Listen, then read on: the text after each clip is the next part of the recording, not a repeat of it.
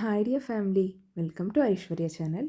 ಇವತ್ತಿನ ವಿಡಿಯೋದಲ್ಲಿ ಸಿಂಪಲ್ಲಾಗಿ ಟೇಸ್ಟಿಯಾಗಿ ಹೋಟೆಲ್ಗಿಂತ ರುಚಿಯಾಗಿ ಮನೆಯಲ್ಲೇ ಉಪ್ಪಿಟ್ಟನ್ನ ಹೇಗೆ ಮಾಡ್ಕೊಳ್ಳೋದು ಅಂತ ತೋರಿಸ್ಕೊಡ್ತೀನಿ. ವಿಡಿಯೋನೆಲ್ಲೂ ಸ್ಕಿಪ್ ಮಾಡಬೇಡಿ, ಕೊನೆ ತನಕ ನೋಡಿ. ಬೇಕಾಗಿರೋ ಇಂಗ್ರೀಡಿಯೆಂಟ್ಸ್ನ ಶೋ ಮಾಡ್ತಾ ಇದ್ದೀನಿ. ಈ ಉಪ್ಪಿಟ್ಟು ನಾನಿಲ್ಲಿ ಇಬ್ಬರಿಗೆ ಮಾಡ್ತಾ ಇರೋದು.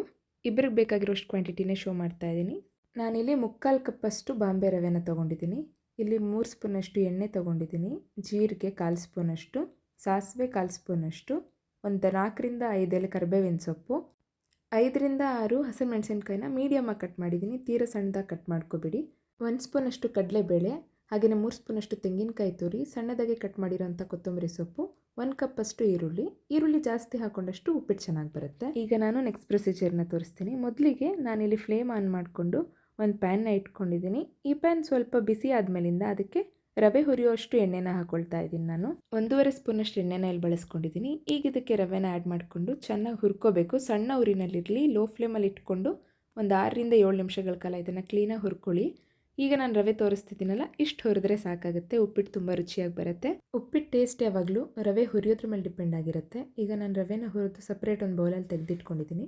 ನೆಕ್ಸ್ಟ್ ನಾನು ಅದೇ ಪ್ಯಾನ್ಗೆ ಇನ್ನೂ 1.5 ಸ್ಪೂನಷ್ಟು ಎಣ್ಣೆನ ಹಾಕ್ಕೊಂಡು ಇದರಲ್ಲಿ ನಾನು ಕಡಲೆಬೇಳೆ ತೋರಿಸಿದ್ನಲ್ಲ, ಕಡಲೆಬೇಳೆ, ಸಾಸಿವೆ, ಹಾಗೆ ಜೀರಿಗೆ, ನೆಕ್ಸ್ಟು ಹಸಿರು ಮೆಣಸಿನ್ಕಾಯಿನ ಹಾಕ್ಕೊಳ್ತಾ ಇದ್ದೀನಿ. ನೆಕ್ಸ್ಟ್ ಕರಿಬೇವಿನ ಎಲೆನ ಹಾಕ್ಕೊಂಡಿದ್ದೀನಿ. ಈಗ ಇದನ್ನು ಒಂದು 3ರಿಂದ 4 ನಿಮಿಷಗಳ ಕಾಲ ಹುರ್ಕೊಳ್ತಾ ಇದ್ದೀನಿ. ಅದಾದಮೇಲಿಂದ ಈರುಳ್ಳಿನ ಸಣ್ಣದಾಗಿ ಕಟ್ ಮಾಡಿ ತೊಗೊಂಡಿದ್ದಂಥ ಈರುಳ್ಳಿನ ಹಾಕ್ಕೊಳ್ತಾ ಇದ್ದೀನಿ. ಒಂದು 3ರಿಂದ 4 ನಿಮಿಷಗಳ ಕಾಲ ಈರುಳ್ಳಿನ ಫ್ರೈ ಮಾಡ್ಕೋಬೇಕು. ಇದಾದಮೇಲಿಂದ ಸ್ವಲ್ಪ ಸಾಲ್ಟ್ ಹಾಕ್ಕೊಂಡು ಇನ್ನೂ ಒಂದು ಸಲ ಮಿಕ್ಸ್ ಮಾಡ್ಕೋಬೇಕು. ಮಿಕ್ಸ್ ಮಾಡ್ಕೊಂಡಿದ್ದಾದಮೇಲಿಂದ ಇಲ್ಲಿ ನಾನು ಲಿಡ್ನ ಕ್ಲೋಸ್ ಮಾಡ್ತಾ ಇದ್ದೀನಿ. ಈಗ ಲಿಡ್ ತೆಗೆದಿದ್ದೀನಿ. ನಿಮಗೆ ತೋರಿಸ್ತಾ ಇದ್ದೀನಿ ಈರುಳ್ಳಿ ಯಾವ ರೀತಿ ಟ್ರಾನ್ಸ್ಪರೆಂಟ್ ಆಗಿದೆ. ಸೊ ಇಲ್ಲಿಗೆ ಈರುಳ್ಳಿ ತುಂಬ ಚೆನ್ನಾಗಿ ರೆಡಿಯಾಗಿರುತ್ತೆ ಅಂತ. ಈಗ ನಾನು ನೀರಿನ ಕ್ವಾಂಟಿಟಿ ಶೋ ಮಾಡ್ತಾ ಇದ್ದೀನಿ. ನಾನು ಯಾವ ಬೌಲಲ್ಲಿ ರವೆ ತೊಗೊಂಡಿದ್ನೋ ಅದೇ ಬೌಲಲ್ಲಿ 4 ಬೌಲಷ್ಟು ನಾನಿಲ್ಲಿ ನೀರನ್ನ ಬಳಸ್ಕೊಳ್ತಾ ಇದ್ದೀನಿ. ಈಗ ನೀರೆಲ್ಲ ಹಾಕ್ಕೊಂಡಿದ್ದಾಗಿದೆ. ಈ ಟೈಮಲ್ಲಿ ಒಂದು ಸ್ವಲ್ಪ ಕೊತ್ತಂಬರಿ ಸೊಪ್ಪು ಹಾಕೋಬೇಕು. ಹೆಚ್ಚಿಗೆನೂ ಹಾಕ್ಕೊಳ್ಳೋ ಹಾಗಿಲ್ಲ, ಒಂದು ಸ್ವಲ್ಪ ಫ್ಲೇವರ್ ಬಿಡಲಿ ಅಂತ.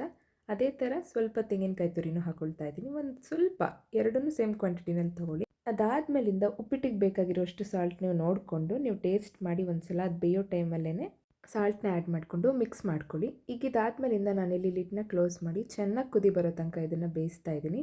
ಈಗ ಇಲ್ಲಿ ಯಾವ ರೀತಿ ನಿಮಗೆ ಕಾಣ್ತಿದೆ ಅಷ್ಟು ಕುದಿ ಬರಬೇಕು. ಇದನ್ನು ಬೇಯಕ್ಕಿಟ್ಟಿದ್ದಾಗ ಹೈ ಫ್ಲೇಮಲ್ಲಿ ಇಟ್ಕೊಂಡಿರಿ, ತೊಂದರೆ ಇಲ್ಲ.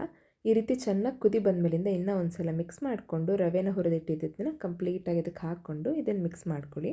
ಇದನ್ನು ಚೆನ್ನಾಗಿ ಮಿಕ್ಸ್ ಕೊಟ್ಟಿದ್ದಾದಮೇಲಿಂದ ಇದಕ್ಕೆ ಕೊತ್ತಂಬರಿ ಸೊಪ್ಪನ್ನ ಹಾಕ್ಕೊಳ್ತಾ ಇದ್ದೀನಿ. ಕೊತ್ತಂಬರಿ ಸೊಪ್ಪು ಆದಮೇಲಿಂದ ತೆಂಗಿನಕಾಯಿ ತುರಿ ಹಾಕಿಬಿಟ್ಟು ಇದನ್ನು ಕ್ಲೀನಾಗಿ ಒಂದು ಸಲ ಮಿಕ್ಸ್ ಮಾಡ್ಕೋಬೇಕು. ಗಂಟಿಲ್ದಂತೆ ಇದನ್ನು ಮಿಕ್ಸ್ ಮಾಡ್ಕೊಳ್ಳಿ. ಮಿಕ್ಸ್ ಮಾಡಬೇಕಾದ್ರೆ ಲೋ ಫ್ಲೇಮಲ್ಲಿ ಇಟ್ಕೊಂಡಿರಿ ಗ್ಯಾಸ್ನ. ನಮಗೆಲ್ಲ ಇಷ್ಟೇ ಕನ್ಸಿಸ್ಟೆನ್ಸಿ ಇಷ್ಟ ಆಗುತ್ತೆ. ಇನ್ನೊಂದು 2 ನಿಮಿಷ ಬೇಯಿಸ್ಕೊಂಡ್ರೆ ಇನ್ನೂ ಗಟ್ಟಿಯಾಗುತ್ತೆ. ಈಗ ನಾನಿಲ್ಲಿ ಉಪ್ಪಿಟ್ಟನ್ನ ಸರ್ವ್ ಮಾಡಿ ತೋರಿಸ್ತಾ ಇದ್ದೀನಿ. ಎಷ್ಟು ಚೆನ್ನಾಗಿ ರೆಡಿಯಾಗಿದೆ ಅಂತ ನೀವೇ ನೋಡ್ತಾ ಇದ್ದೀರಾ. ಪ್ರತಿ ವಿಡಿಯೋಸಲ್ಲೂ ನಾನೊಂದಷ್ಟು ಟಿಪ್ಸ್ನ ಶೇರ್ ಮಾಡ್ತಿರ್ತೀನಿ. ಹಾಗೆಯೇ ಮೊದಲನೇ ಪ್ರೋ ಟಿಪ್ ಏನಂದರೆ, ಯಾವಾಗಲೇ ಅಡುಗೆ ಮಾಡಿ ಕಲ್ಲು ಕೂದಲು ಇಲ್ಲದಂತೆ ಅಡುಗೆ ಮಾಡಿ, ಅವಾಗ ಎಲ್ರಿಗೂ ಇಷ್ಟ ಆಗುತ್ತೆ. ಇಲ್ಲಾಂದರೆ ಒಂದು ಸ್ವಲ್ಪ ಕೂದಲೋ ಕಲ್ಲೋ ಸಿಕ್ಬಿಟ್ರೆ ಊಟದ ಮೇಲೆ ಇಂಟ್ರೆಸ್ಟ್ ಹೊಟ್ಟೋಗ್ಬಿಡುತ್ತೆ. 2ನೇ ಪ್ರೋ ಟಿಪ್ ಏನಂದರೆ, ಅಡುಗೆ ಮಾಡೋಕ್ಕೆ ಮೊದಲು ದೇವ್ರ ನೆನಪನ್ನು ಮಾಡಿ ಆಮೇಲಿಂದ ನೀವು ಅಡುಗೆ ಶುರು ಮಾಡಿ. 3ನೇ ಪ್ರೋ ಟಿಪ್ ಏನಂದರೆ, ನೀವು ಅಡುಗೆ ಮಾಡ್ತಿರೋದು ನಿಮ್ಮ ಫ್ಯಾಮಿಲಿ ಮೆಂಬರ್ಸ್ಗೆ, ನೀವು ಪ್ರೀತಿಸೋರಿಗೆ ಅದನ್ನು ನೆನಪಲ್ಲಿ ಇಟ್ಕೊಂಡು ಅಡುಗೆ ಮಾಡಿ. ಆವಾಗ ಬೋರ್ ಆಗೋದಿಲ್ಲ, ಬೇಜಾರಾಗಲ್ಲ, ಖುಷಿಯಿಂದ ನಾವು ಅಡುಗೆ ಮಾಡ್ತೀವಿ. ಇದಿಷ್ಟನ್ನು ನಾನು ಫಾಲೋ ಮಾಡ್ತೀನಿ, ಹಾಗಾಗಿ ನಿಮ್ಮ ಹತ್ರ ಕೂಡ ಶೇರ್ ಮಾಡಿದ್ದೀನಿ. ಈ ರೆಸಿಪಿನ ನೀವು ಕೂಡ ಮನೆಯಲ್ಲಿ ಟ್ರೈ ಮಾಡಿ ಟೇಸ್ಟ್ ಹೇಗಿತ್ತು ಅಂತ ಕಮೆಂಟಲ್ಲಿ ತಿಳಿಸಿ.